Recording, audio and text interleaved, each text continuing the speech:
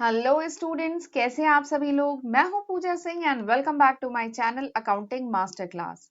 And this is the second lecture on the topic accounts of holding company. Last lecture में हमने ये new topic start किया था, accounts of holding company, और उम्मीद करती हूँ कि आपने लास्ट लेक्चर देख भी लिया होगा। वैसे अगर मिस हो गया है तो कोई बात नहीं, इस लेक्चर के बाद आप वो टॉपिक जरूर देख लीजिएगा, आप वो वीडियो जरूर देख लीजिएगा। वो काफी इंपॉर्टेंट है, उसमें मैंने बेसिक डिस्कस किया है, होल्डिंग कंपनी, सब्सिडरी कंपनी, और मतलब एकदम पूरा बेसिक कॉन्सेप्ट उस लेक्चर में डिस्कस हुआ है। ठीक है। वैसे चलिए शॉर्ट में आपको बता देती हूँ कि लास्ट लेक्चर में हमने क्या क्या डिस्कस किया था।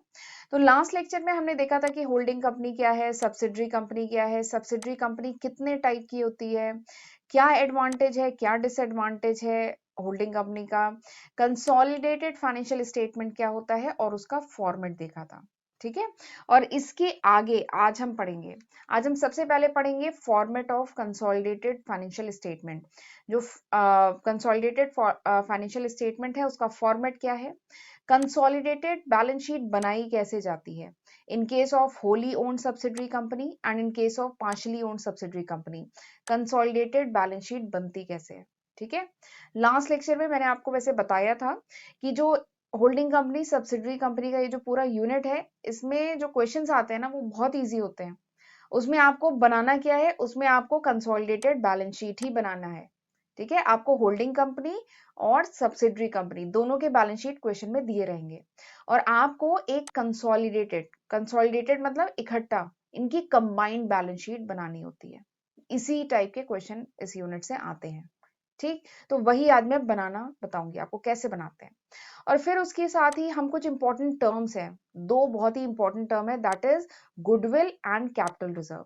गुडविल को कॉस्ट ऑफ कंट्रोल भी कहते हैं। ठीक है। तो गुडविल एंड कैपिटल रिजर्व ये दो बहुत इंपॉर्टेंट टर्मिनोलॉजी हैं, ये भी हम डिस्कस करेंगे।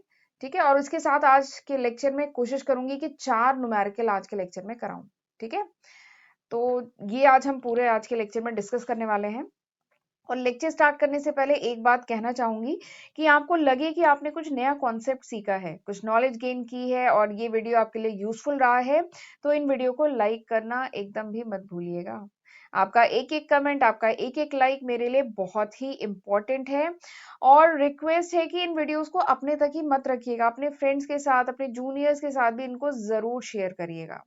और इस लेक्चर के बाद मेरे चैनल पे जाके प्लेलिस्ट भी जरूर चेक करिएगा।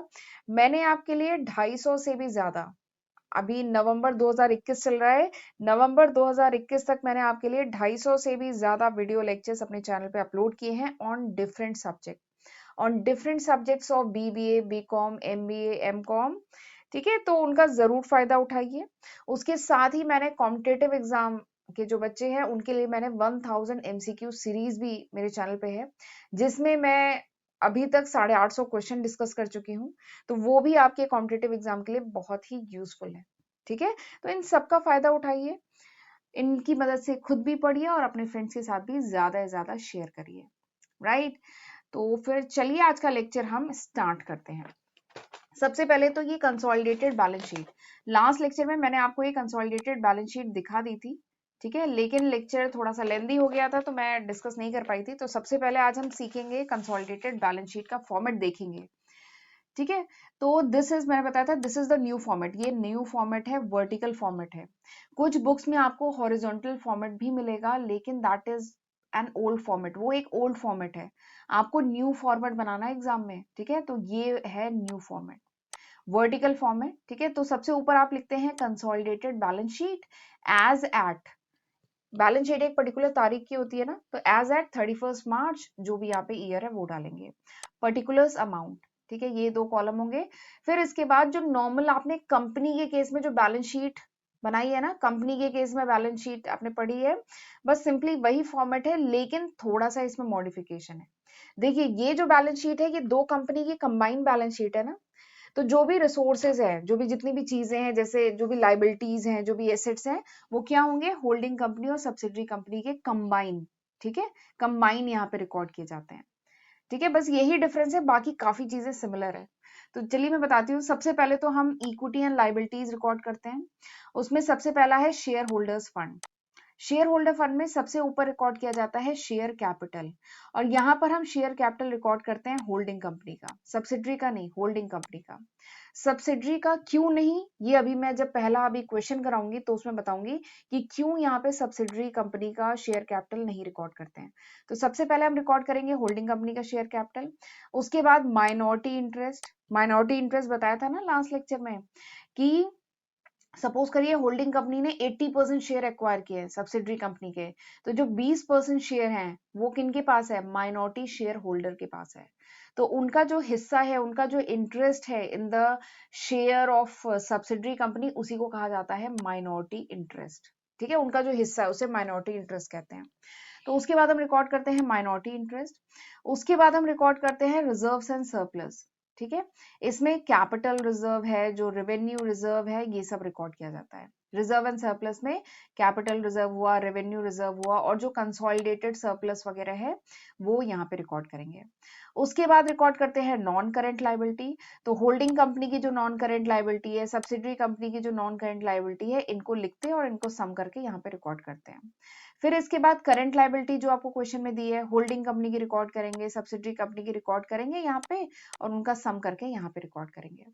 और फिर इनमें से माइनस करते हैं इंटर कंपनी या म्यूचुअल ओइंग्स।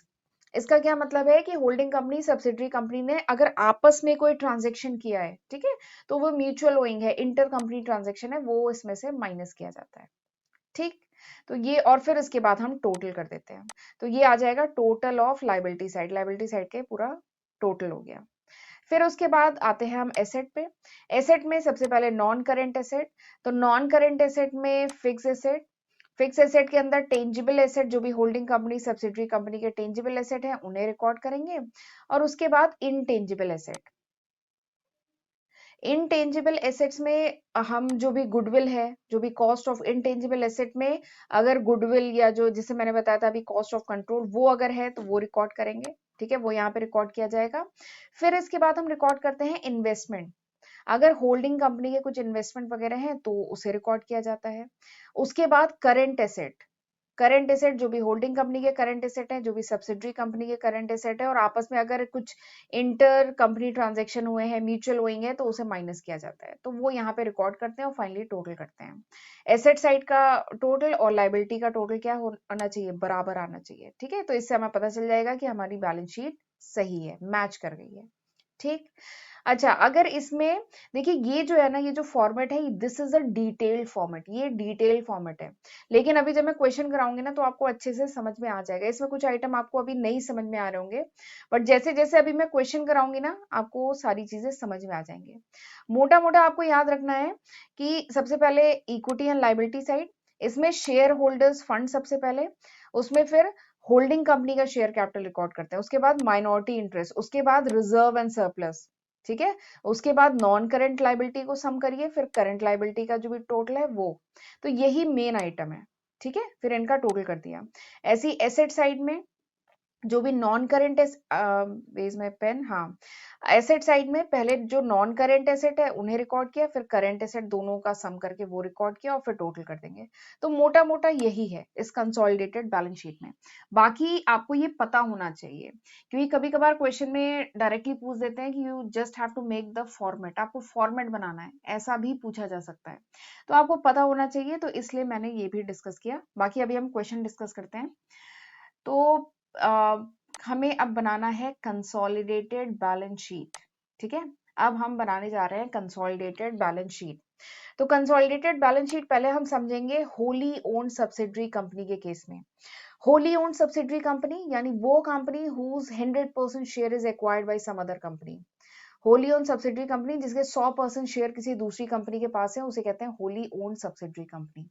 ठीक है, तो होली ओन्ड सब्सिडरी कंपनी का एक, चलिए क्वेश्चन करते हैं। दिस इज द क्वेश्चन, और आप एक बार वीडियो पॉज कर लीजिए और फिर क्वेश्चन रीड करिए, बाकी मैं करा रही हूँ। क्वेश्चन क्या है, आपको प्रिपेयर करना है कंसोलिडेटेड बैलेंस शीट। आपको यहाँ पे बैलेंस शीट दी गई है, एच लिमिटेड कंपनी और एस लिमिटेड कंपनी की बैलेंस शीट दी गई है ऑन 31 मार्च 2013 की। ठीक है, ये देखिए एच लिमिटेड कंपनी, ये एस लिमिटेड कंपनी, दोनों की बैलेंस शीट दी गई है। ठीक है। पहले यहाँ पे ये देखिए इक्विटी एंड लायबिलिटी है, शेयर कैपिटल दिया गया है दोनों कंपनी का, होल्डिंग कंपनी का, सब्सिडरी कंपनी का, रिजर्व एंड सरप्लस दिया गया है होल्डिंग कंपनी का, सब्सिडरी कंपनी का कुछ रिजर्व है नहीं तो इसलिए ब्लैंक है। फिर आपको करंट लायबिलिटी दी गई है होल्डिंग कंपनी की और सब्सिडरी कंपनी की, ठीक है, उसका टोटल दिया है। ठीक, उसके बाद एसेट में देखिए फिक्स एसेट दिए गए हैं होल्डिंग कंपनी के, सब्सिडरी कंपनी के, यहाँ पे दिए गए हैं। फिर उसके बाद investment in 100% share of S limited company, यानी होल्डिंग कंपनी ने सब्सिडरी कंपनी के शेयर 100% खरीदे हैं, ये आपको यहाँ से पता चल रहा है। ठीक है, कहाँ से पता चलेगा कि it's Holi owned subsidiary company या पार्शियली ओन्ड सब्सिडरी कंपनी, तो वो यहाँ से पता चलेगा। ठीक है, तो यहाँ पर होल्डिंग कंपनी ने सब्सिडरी कंपनी के 100% शेयर खरीदे हैं। ठीक है, तो ये यहाँ से पता चला। और कितने का इन्वेस्टमेंट किया है, कितने में खरीदे हैं, वो खरीदे हैं 1 लाख रुपीज में। कितने में खरीदे हैं, 1 लाख रुपीज में, ये देखिए यहाँ पे दिया गया है। ठीक है, फिर उसके बाद बताया गया है करंट एसेट होल्डिंग कंपनी और सब्सिडरी कंपनी के करंट एसेट ये हैं 2,50,000। फिर उसके बाद टोटल किया है। ठीक है, तो दिस इज द क्वेश्चन, आपको बनाना है कंसोलिडेटेड बैलेंस शीट। अब चलिए बनाना शुरू करते हैं, बट आपको सबसे पहले बनाने से पहले आपको एक बात मैंने अभी कही थी ना लास्ट स्लाइड में, आपको बताऊंगी कि यहाँ पर हम क्यों, जो कंसोलिडेटेड बैलेंस शीट है यहाँ पे हम शेयर कैपिटल होल्डिंग कंपनी का क्यों रिकॉर्ड करते हैं, सब्सिडरी का क्यों नहीं रिकॉर्ड करते हैं। तो चलिए आपको थोड़ा लॉजिक बताती हूँ। देखिए सब्सिडरी कंपनी का शेयर कैपिटल कितने का है, क्वेश्चन में देख के बताइए, सब्सिडरी कंपनी का शेयर कैपिटल कितने का है, 1 लाख का शेयर कैपिटल है। ठीक है, और होल्डिंग कंपनी सब्सिडरी कंपनी में कितने का इन्वेस्टमेंट कर रही है, कितने का इन्वेस्टमेंट करके 100% शेयर खरीद रही है, 1 लाख रुपीस। ठीक है, तो ये जो लाइबिलिटी साइड का 1 लाख है जो शेयर कैपिटल है, और ये जो एसेट साइड का इन्वेस्टमेंट है, ये क्या होते हैं, कैंसिल आउट हो जाते हैं। ये दोनों जो आइटम है ये नलिफाई हो जाएंगे, कैंसिल आउट हो जाएंगे। तो इसीलिए इन दोनों आइटम को कंसोलिडेटेड बैलेंस शीट में नहीं शो किया जाता है। आप अभी देखेंगे बाकी सारे आइटम हम रिकॉर्ड करेंगे, बट इन दोनों को नहीं रिकॉर्ड करेंगे। क्यों, क्योंकि एक बार फिर से बता रही हूँ, क्योंकि देखिए होल्डिंग कंपनी ने सब्सिडरी कंपनी के जो शेयर खरीदे हैं वो कितने में खरीदे हैं, इन्वेस्टमेंट कितने का किया है, 1 लाख रुपए का इन्वेस्टमेंट किया है। ठीक है, और इसके बदले में क्या मिला है, होल्डिंग कंपनी को 1 लाख के शेयर मिले हैं। ठीक है, तो ये लाइबिलिटी साइड का शेयर और एसेट साइड का इन्वेस्टमेंट, ये क्या है, कैंसिल आउट हो जाते हैं, नलिफाई हो जाते हैं, इसलिए इन दोनों को नहीं रिकॉर्ड किया जाता है। ठीक, तो दिस इज द रीजन। चलिए अब बनाना शुरू करते हैं कंसोलिडेटेड। ऊपर आप लिखेंगे consolidated balance sheet of H limited and S limited, holding company और सब्सिडरी कंपनी दोनों के consolidated balance sheet as at 31 March 2013। मैंने बताया था इस मतलब जनरली बुक्स में जो होल्डिंग कंपनी है उनको एच लिमिटेड कंपनी के नाम से रिप्रेजेंट किया गया है अधिकतर क्वेश्चंस में, और जो सब्सिडरी कंपनी है वो एस लिमिटेड। ठीक है, ये बस इजी तरीका, कुछ और भी हो सकता है। ठीक है, तो फिर उसके बाद फॉर्मेट बनाते हैं, एक पर्टिकुलर्स का कॉलम, एक अमाउंट का कॉलम। ठीक, अब मैंने लास्ट स्लाइड में आपको फॉर्मेट बताया था ना, ये देखिए फॉर्मेट, बस इसी फॉर्मेट पे अब हम रिकॉर्ड करेंगे चीजें। सबसे ऊपर क्या है, equity and liability. Equity and liability, अब उसमें सबसे पहले शेयर होल्डर्स फंड रिकॉर्ड करेंगे। शेयर होल्डर फंड में पहला क्या आएगा, शेयर कैपिटल। शेयर कैपिटल, ठीक है, of which company, share capital of holding company. Holding company का शेयर कैपिटल यहाँ पे रिकॉर्ड करते हैं, मैंने बताया ना। सब्सिडरी का क्यों नहीं रिकॉर्ड करते हैं, कि वो इससे कैंसिल आउट हो जाएगा, वो नलीफाई हो जाएगा, इसलिए सब्सिडरी का नहीं रिकॉर्ड करते हैं। तो होल्डिंग कंपनी का शेयर कैपिटल कितना है, क्वेश्चन में देख के बताइए, 4 लाख का है ना, तो 4 लाख रिकॉर्ड किया। फिर इसके बाद बेसिकली क्या है ना, ये इक्विटी एंड लायबिलिटी के यही आइटम आपको यहाँ पर रिकॉर्ड करने हैं। ठीक है, बस कंबाइन करके, होल्डिंग और सब्सिडरी का कंबाइन करके। ठीक है, तो सबसे पहले हमने रिकॉर्ड किया शेयर कैपिटल, होल्डिंग कंपनी का शेयर कैपिटल 4 लाख का, वो रिकॉर्ड किया। उसके बाद क्या है, रिजर्व एंड सरप्लस, तो हम यहाँ पे रिजर्व एंड सरप्लस रिकॉर्ड करेंगे, बट किसका, यहाँ पे देखिए होल्डिंग कंपनी का 1 लाख है, सब्सिडरी कंपनी का है नहीं। अगर होता तो हम रिकॉर्ड करते हैं, बट नहीं है तो हम डायरेक्टली यहाँ 1 लाख रिकॉर्ड करेंगे। उसके बाद क्या दिया है, current liability. Current liability holding company की 2 लाख, सब्सिडरी की 50,000, दोनों की हम सम करेंगे। यहाँ पे लिखेंगे करंट लायबिलिटी, एच लिमिटेड की 2 लाख, एस लिमिटेड की 50,000, ये हमने दोनों लिखा और इसका सम किया 2.5 लाख। ठीक है, और फिर इसके बाद और कुछ है, देखिए लायबिलिटी साइड में और कुछ है, नहीं है, तो हमने यानी सब रिकॉर्ड कर लिया। अब इनका सम कर देंगे, आ जाएगा 7.5 लाख, 7,50,000। अब आ जाइए एसेट साइड। अब बेसिकली क्या है, एसेट साइड के जितने आइटम है इनको सम ही सिंपली करना है और फिर उठा करके यहाँ पे रिकॉर्ड करना है। तो एसेट साइड में सबसे ऊपर क्या है, फिक्स एसेट या कह लीजिए नॉन करेंट एसेट। तो नॉन करेंट एसेट में सबसे पहले फिक्स एसेट रिकॉर्ड करेंगे। फिक्स एसेट में कितना कितना है, 4 लाख और 1 लाख। होल्डिंग कंपनी का 4 लाख, यानी एच लिमिटेड कंपनी का 4 लाख और सब्सिडरी कंपनी का 1 लाख, दोनों को सम करेंगे 5 लाख। ठीक है, ऐसे ही अब ये देखिए अगला क्या आइटम है, इन्वेस्टमेंट है ना, मैंने बताया था इन्वेस्टमेंट नहीं रिकॉर्ड करेंगे।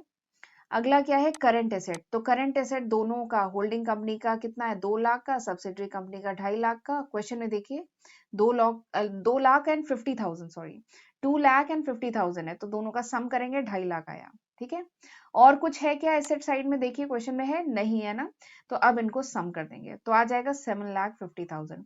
तो देखिए हमारी एसेट और हमारी जो लायबिलिटी है ये बैलेंस हो गई, मैच हो गई। ठीक है, तो इस तरीके से ये क्वेश्चन किए जाते हैं, बहुत आसान है। चलिए आगे बढ़ते हैं।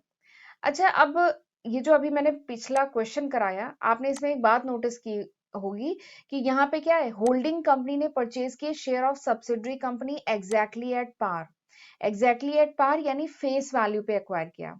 होल्डिंग कंपनी ने सब्सिडरी कंपनी के जो शेयर एक्वायर किए वो फेस वैल्यू पे एक्वायर किए, 100 रुपीज फेस वैल्यू थी उस पे एक्वायर किए। लेकिन एक्चुअल प्रैक्टिस में क्या होता है, एक्चुअल प्रैक्टिस में तो होल्डिंग कंपनी सब्सिडरी कंपनी के जो शेयर एक्वायर करेगी वो लेस देन फेस वैल्यू भी हो सकते हैं, मोर देन फेस वैल्यू भी हो सकते हैं, कुछ भी हो सकते हैं। ठीक है, तो उस केस में दो सिचुएशन अराइज करती है, उस केस में दो सिचुएशन अराइज करती है, दो टर्मोलॉजी निकल के आती है। पहली है गुडविल, जिसे कॉस्ट ऑफ कंट्रोल भी कहते हैं, और दूसरा है कैपिटल रिजर्व। ये बहुत इंपॉर्टेंट टर्म है।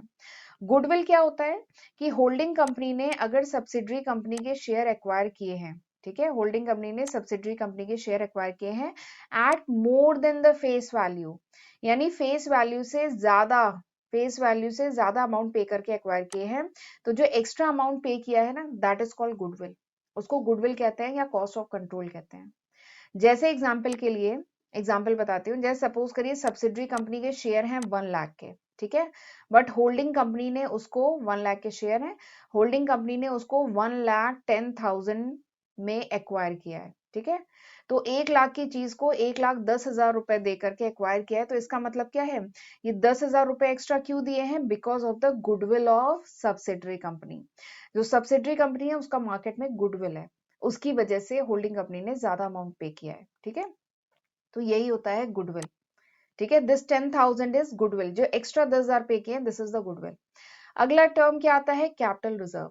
अगर होल्डिंग कंपनी ने सब्सिडरी कंपनी को, ठीक है, फेस वैल्यू से कम अमाउंट पे परचेज किया है, सपोज करिए सब्सिडरी कंपनी है, उसके जो शेयर है वो 1 लाख रुपीस के हैं, ठीक है, और होल्डिंग कंपनी ने उसको 80,000 में परचेज किया है। ठीक है, तो ये जो कम अमाउंट पे किया है, this is the capital profit. ये होल्डिंग कंपनी के लिए क्या हो गया, ये प्रॉफिट हो गया ना, 1 लाख की चीज आपको 80,000 में मिल गई, तो ये प्रॉफिट हो गया, this is the capital profit. और इस कैपिटल प्रॉफिट को शो किया जाता है as a capital reserve in the consolidated balance sheet. इस कैपिटल प्रॉफिट को कैपिटल रिजर्व के फॉर्म में शो किया जाता है कंसोलिडेटेड बैलेंस शीट में। ठीक है, तो ये दो इंपॉर्टेंट टर्मोलॉजीज हैं जो बहुत इंपॉर्टेंट है, आपको समझ में आनी चाहिए। होल्डिंग कंपनी ने अगर ज्यादा वैल्यू पे परचेज किया है सब्सिडरी कंपनी को, तो जो एक्स्ट्रा अमाउंट पे किया है दैट इज गुडविल, और अगर कम प्राइस में परचेज किया है तो जो कम अमाउंट पे किया है वो क्या है, प्रॉफिट है, कैपिटल प्रॉफिट है होल्डिंग कंपनी के लिए, और उसको as a capital reserve show किया जाता है। पर अभी मैं क्वेश्चन कराऊंगी तो ये कॉन्सेप्ट और अच्छे से समझ में आ जाएगा। ठीक है, चलिए क्वेश्चन करते हैं। क्वेश्चन है कि आपको कंसोलिडेटेड बैलेंस शीट बनाना है। ठीक है, आपको एक्सट्रैक्ट दिया गया है, बैलेंस शीट का एक पार्ट दिया गया है होल्डिंग कंपनी और सब्सिडरी कंपनी के एज ऑन 31 मार्च 2013। आपको कंसोलिडेटेड बैलेंस शीट बनाना है। ठीक, अब जरा वीडियो को पॉज कर लीजिए और क्वेश्चन को रीड कर लीजिए। सिंपल है बैलेंस शीट, देखिए इक्विटी एंड लायबिलिटी साइड के आइटम दिए हैं, शेयर कैपिटल दिया है, रिजर्व दिया है, करंट लायबिलिटी दिए हैं, दोनों कंपनी की, होल्डिंग कंपनी की एंड सब्सिडरी कंपनी, दोनों कंपनी की दिए हैं। ऐसे ही एसेट साइड की अगर हम बात करें तो एसेट भी फिक्स एसेट दिए हैं, इन्वेस्टमेंट दिया गया है और करंट एसेट दिए गए हैं दोनों कंपनी के। ठीक, अब जरा इसमें समझने की बात ये है, तो आपने क्वेश्चन रीड कर लिया ना, अब इसमें समझने की बात ये है, अब जरा मुझे एक बात बताइए, सब्सिडरी कंपनी के शेयर कैपिटल कितने के हैं, ये बताइए। सब्सिडरी कंपनी के शेयर कैपिटल कितने के हैं, 1 लाख रुपए के शेयर कैपिटल है। अब दूसरी चीज मुझे ये बताइए कि होल्डिंग कंपनी ने सब्सिडरी कंपनी को कितने में एक्वायर किया है, कितने का इन्वेस्टमेंट किया है? होल्डिंग कंपनी ने सब्सिडरी कंपनी को कितने में परचेज किया है? 1,10,000 में परचेज किया है। ठीक है, और एक चीज और चेक कर लीजिए कि ये होली ओन्ड सब्सिडरी कंपनी का केस है कि पार्शली ओन्ड। तो ये होली ओन्ड का केस है। यहाँ पर होल्डिंग कंपनी ने सब्सिडरी कंपनी के पूरे 100% शेयर एक्वायर किए, तो ये होली ओन्ड का केस है। ठीक है, आगे अभी मैं पार्शली ओन्ड का भी कराऊंगी। तो ये होली ओन्ड सब्सिडरी कंपनी का केस है। और जो सब्सिडरी कंपनी है उसके शेयर कितने के हैं? 1 लाख के। होल्डिंग कंपनी ने कितने में एक्वायर किया? 1,10,000 में। तो आप देखेंगे 1 लाख की चीज को 1,10,000 दे करके परचेज किया गया है। तो ये जो एक्स्ट्रा 10,000 पे किए गए हैं, ये क्यों पे किए गए हैं? Because of the goodwill of subsidiary company. Subsidiary company का गुडविल है मार्केट में, ठीक है, उसकी वजह से 10,000 रुपए एक्स्ट्रा पे किए गए हैं। तो यानी हमें समझ में आ गया यहाँ पे जो गुडविल है दैट इज 10,000।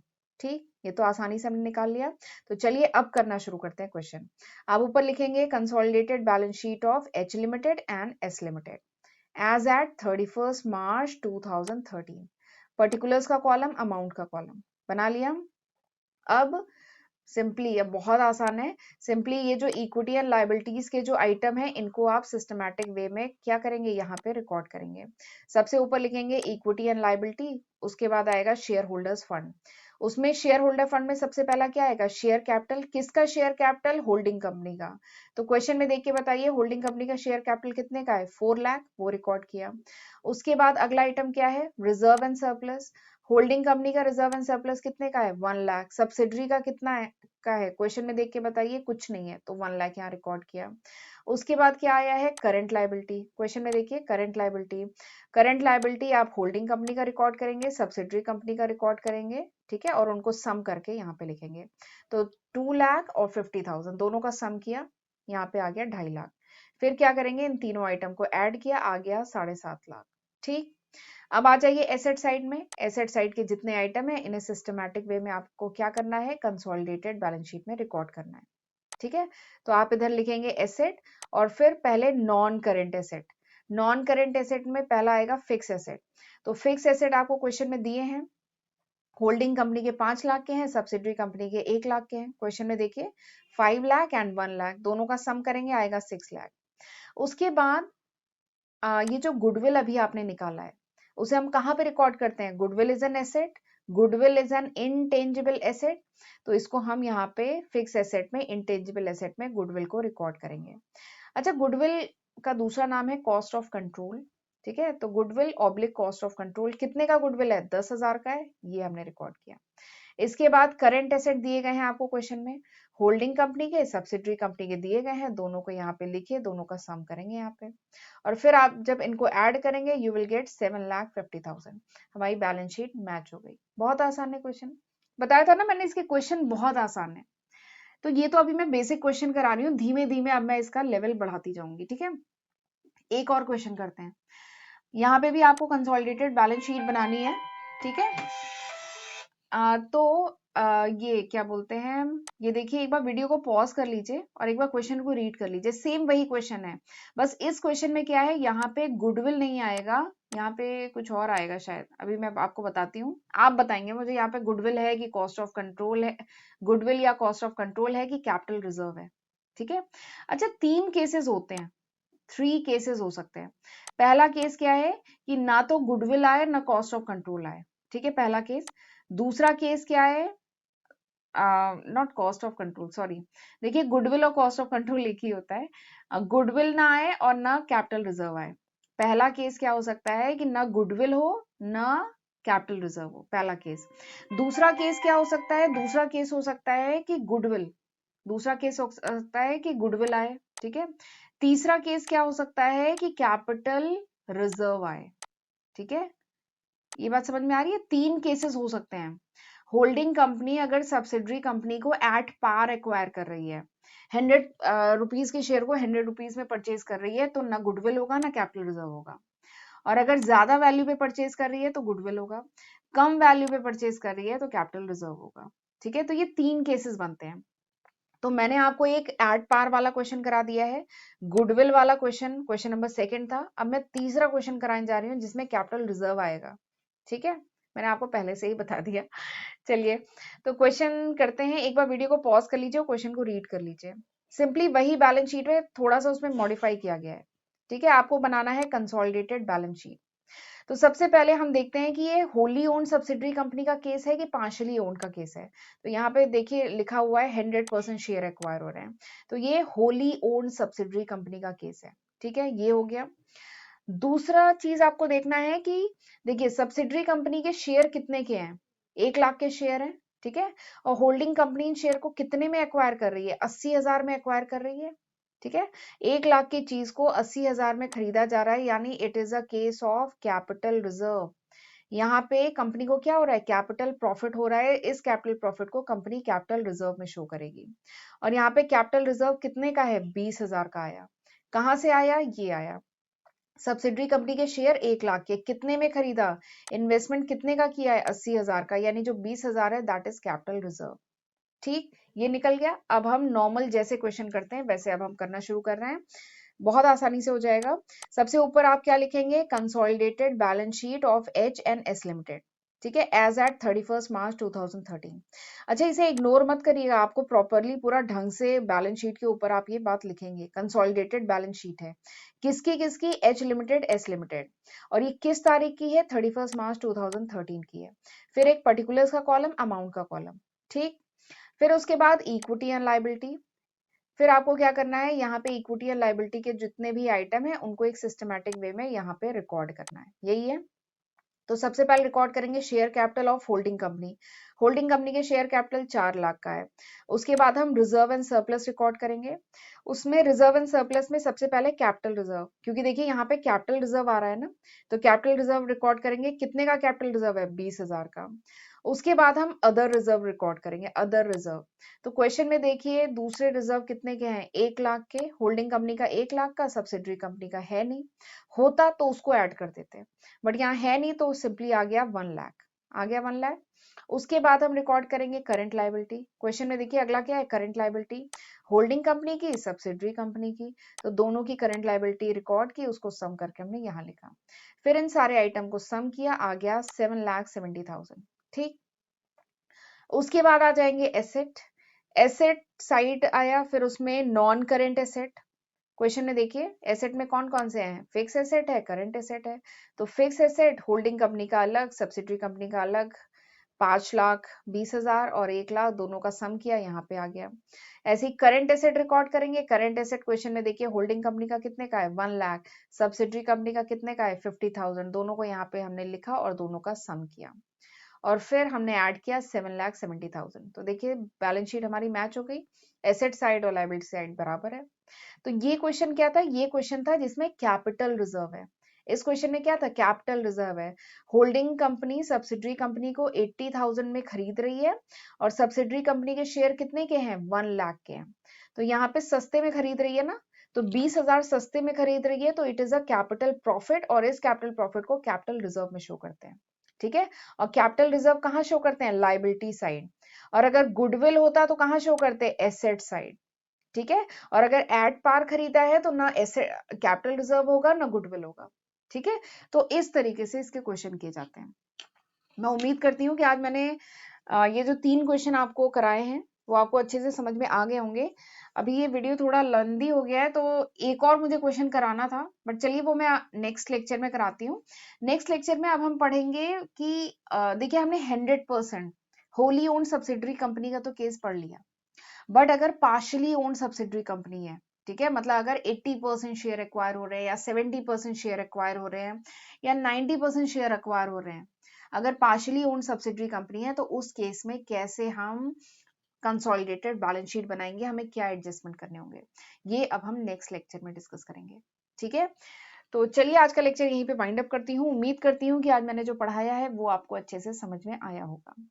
तो मेरे वीडियो को लाइक करना मत भूलिएगा अगर आपको समझ में आ गया है तो चलिए फिर मिलते हैं अगले लेक्चर में, तब तक अपना ध्यान रखिएगा। God bless you.